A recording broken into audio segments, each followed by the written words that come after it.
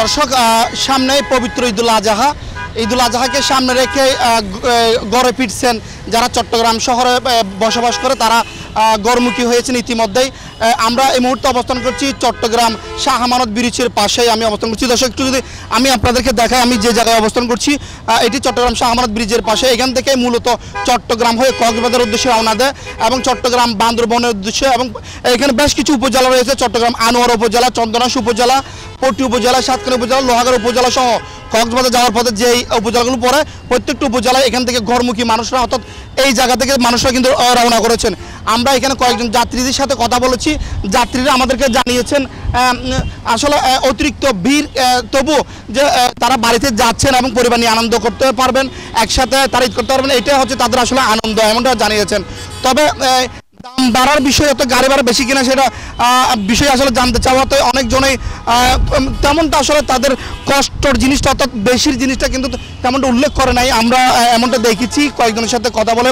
পাশাপাশি আসলে আমরা যারা এখান থেকে চট্টগ্রাম কক্সবাজার মহাসড়কে যারা চালক রয়েছেন, চালকগুলো তাদের সাথে আমরা কথা বলেছি, চালকরা আমাদেরকে জানিয়েছেন।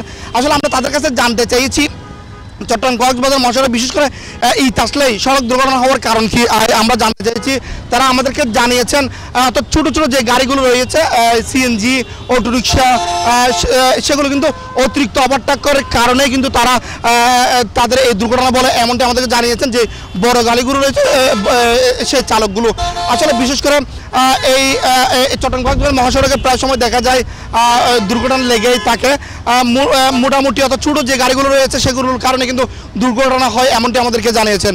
সব কিছু মিলিয়ে আসলে চট্টগ্রাম শহরে পুলিশ প্রশাসনে রয়েছে কড়া নিরাপত্তা।